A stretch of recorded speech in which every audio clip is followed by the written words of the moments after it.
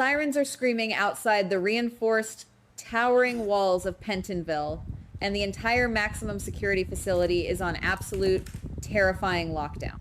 We are talking about blood on the cold cell block floor.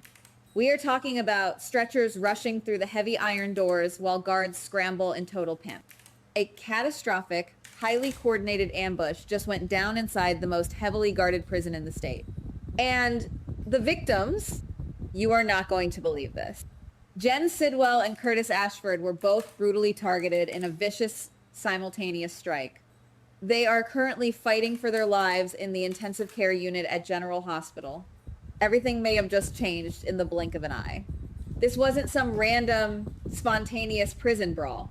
This was a calculated, synchronized hit meant to silence two very different men at the exact same time. And if you asked me, this could be the biggest mistake of someone's life. The chaos is spreading rapidly, the panic is incredibly real, and the death toll might just rise before the sun even comes up. Let's break down how absolutely insane this chain of events is. Curtis Ashford just took a plea deal. He was supposed to do a short, quiet, completely uneventful stint in Pentonville, keep his head down, and get right back home to Portia Robinson and their precious newborn son. He was just trying to survive his sentence after that massive, stressful nightmare with Isaiah Gannon. But that's not even the biggest surprise, because right across the cell block, Jen Sidwell, the international fugitive, the ruthless man who set deadly, explosive traps for Laura Collins, Lucas Jones, and Sonny Corinthos, was also marked for death. These two men have absolutely nothing to do with each other. They operate in completely different parallel universes. Yet, a group of hardened, ruthless inmates cornered both of them in a brutal, coordinated strike. One violent event violently crashed into another. The attack on Sidwell instantly made the attack on Curtis 100 times more dangerous, which then triggered a massive town-wide police panic. The sheer violence of the ambush left the guards scrambling and the medical staff in absolute shock. Both men are now hooked up to beeping life support machines, their fates hanging by a microscopic, fragile thread. Here is where things get incredibly messy.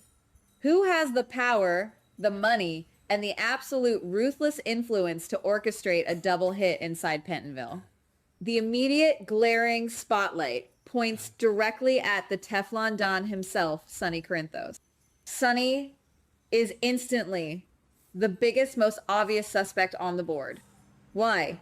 Because Sonny just paid a highly tense, incredibly dangerous visit to Jen Sidwell behind bars. We all know Sonny and Sidwell had a massive, explosive showdown.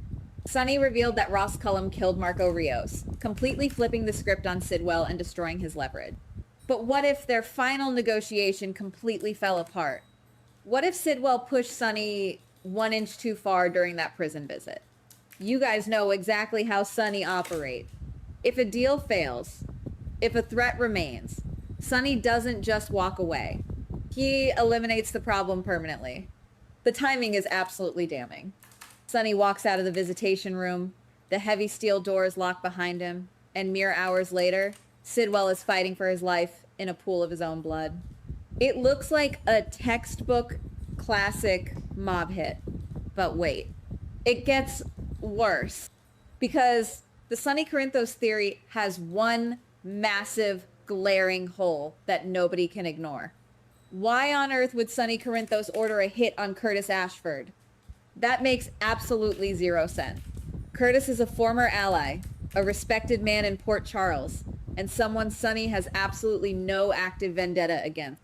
Sonny has zero reason to hire dangerous inmates to take out Curtis at the exact same time as Sidwell, unless the hit on Curtis was a tragic, horrifying accident, a brutal case of wrong place, wrong time, or maybe, just maybe, the attackers were instructed to create a massive, bloody diversion, and Curtis was just collateral damage in a much larger, much darker game. If the PCPD, led by the newly reinstated Anna Devane, starts digging into this, they are going to look straight at Sonny, his brand new, passionate romance with ADA Justine Turner is going to be tested like never before. Justine strictly warned Sonny she wouldn't bend the law for him. Now, she might have to prosecute the man she is sleeping with for a double attempted murder. The walls are rapidly closing in on the Corinthos Empire. Guys, this is where it gets interesting. What if Sonny Corinthos is being completely set up? What if the real mastermind is sitting in a plush, expensive office, sipping top-shelf scotch, and laughing at the absolute chaos he just unleashed? Enter Jack Brennan. The former WSB director has the tactical genius, the shadowy, untraceable connections, and the sheer ruthlessness to pull off a coordinated prison strike without ever getting a single drop of blood on his hand. We know Brennan absolutely loves to operate from the shadows. We know he has been desperately trying to recover that missing black box and secure leverage over Drew Kane. But Brennan is also a master of misdirection and psychological warfare. If you ask me, Brennan might have secretly ordered those Pentonville inmates to attack both Sidwell and Curtis for one very specific, highly calculated reason: to frame Sonny Corinthos and watch the mob boss burn. Think about the absolute brilliance of this evil, twisted plan. Brennan desperately needs the PCPD distracted. He needs Anna Devane and Harrison Chase looking in the complete opposite direction while he executes his own shadowy agenda with Nina Reeve. By ordering a hit on Sidwell right after Sonny's highly publicized visit, Brennan perfectly frames the mob boss. The police will spend weeks interrogating Sonny, tearing his alibis apart, and focusing all their limited resources on the Corinthos organization. And to make the hit look like a random, uncontrollable prison riot rather than a targeted WSB assassination, Brennan adds Curtis Ashford to the hit list. It is brutal, it is cold-blooded, and it is exactly the kind of move a top-tier WSB operative would make. Brennan is intentionally stirring the pot, creating an absolute nightmare for Sonny, and keeping the authorities completely blind to his real motives. But that's not even the biggest surprise. If Brennan is actually behind this, he is playing a terrifying, potentially suicidal game of Russian roulette. If Sonny Corinthos even gets a tiny, microscopic whiff that Brennan set him up to take the fall for a prison hit, the retaliation will be absolutely apocalyptic. Sonny does not forgive, and he certainly does not forget. Brennan might think he is the smartest guy in the room, manipulating the entire board like a grandmaster playing chess, but he is poking a heavily armed, sleeping bear. And let's not forget about Nina Reeve. She is getting dangerously close to Brennan. The romance is heating up. If she finds out that her new romantic interest just ordered a brutal attack that left Curtis Ashford, a man she has a long, complicated history with fighting for his life in the ICU, that romance is gonna crash and burn in spectacular, fiery fashion. The stakes have literally never been higher for Jack Brennan. And then everything spiraled. Because there is a third suspect. A wild card that nobody is paying attention to, but who might just be the most dangerous, lethal player on the entire board. I am talking about the mysterious new business executive, Hudson. We know almost nothing about this guy.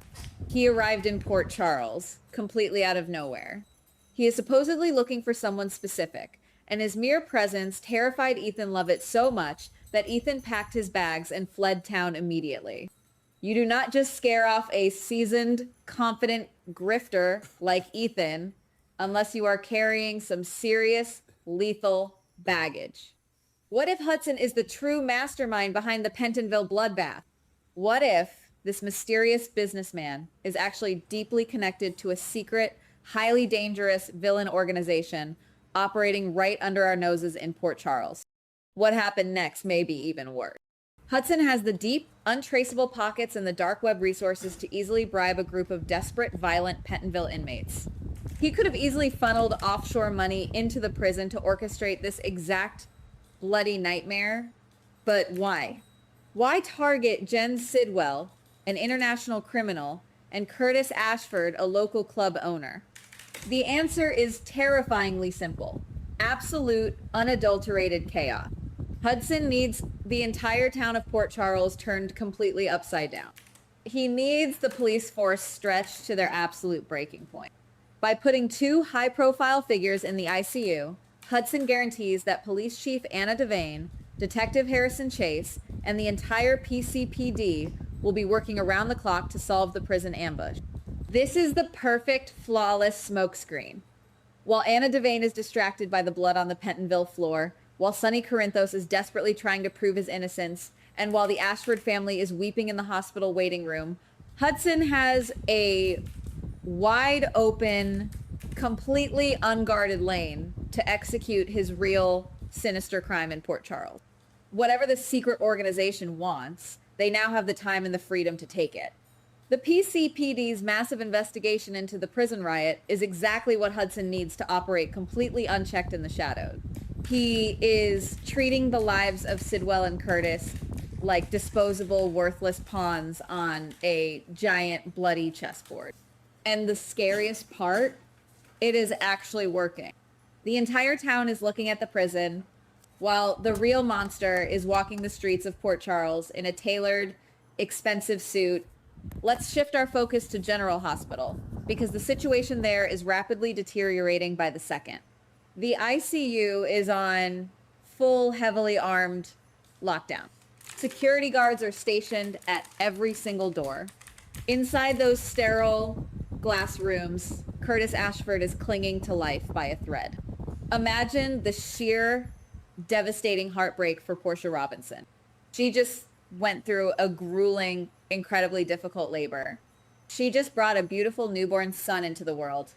She was finally starting to believe that her family could survive this legal nightmare. And now she is standing outside a cold glass window, watching machines breathe for her husband. The emotional devastation is completely off the chart. Marshall Ashford and Stella Henry are going to be absolutely furious. They are going to demand immediate answers, and they will not stop until they find out exactly who ordered the hit on Curtis. The Ashford family is about to go to war. And right next door to Curtis, Jen Sidwell is also fighting the Grim Reaper. The man who terrorized Port Charles, who set deadly traps, and who thought he was completely untouchable, has been reduced to a broken, bleeding mess on a hospital bed. But Sidwell is a survivor. If he wakes up, if he manages to open his eyes and speak just one sentence, he might just have the missing piece of the puzzle. He might know exactly who paid those inmates. He might be the only person on earth who can clear Sonny Corinthos' name, or he might use his dying breath to frame Sonny even further out of pure spite. Every single second that ticks by in that ICU is a ticking time bomb. The tension is so incredibly thick, you could cut it with a surgical scalpel.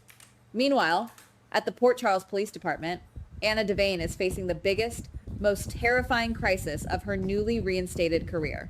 She just took the chief job back from Dante Falconeri, and now she is staring down the barrel of a massive, highly publicized double attempted murder inside a state facility. Anna is already struggling with dangerous, terrifying hallucinations of Peter August. Her mental health is hanging by a very thin, very fragile thread. How is she supposed to lead a complex, high-stakes investigation when she can barely trust her own mind? She is going to have to rely heavily on Harrison Chase. Chase is going to have to dig into the prison logs, trace the dirty money, and interrogate the violent inmate.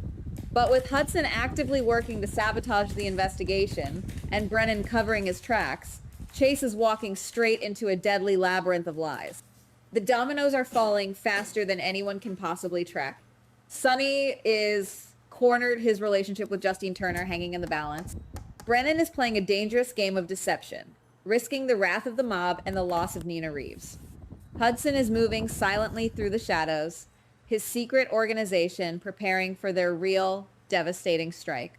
And two men are bleeding out in the ICU, completely unaware of the massive, town-wide war they just accidentally triggered. The alliances are shifting rapidly. The betrayals are being planned in dark corners. And the body count is absolutely not final.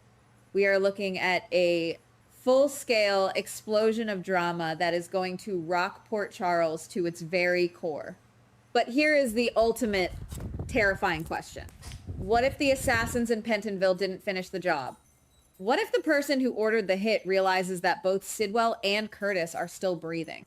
The hospital is supposed to be a safe zone, But we all know that in Port Charles, nowhere is truly safe. Somebody is going to make a move to finish what they started. A fake nurse with a poisoned syringe, a security guard looking the other way for a bribe, a shadow slipping into the ICU in the absolute dead of night. A massive secret is about to be exposed, a deadly plan is on the verge of collapsing, and a beloved character is directly in the crosshairs. You absolutely cannot miss what happens next, because the nightmare is only just beginning. Goodbye. Please like, subscribe, and comment on the GH Spoilers Daily channel.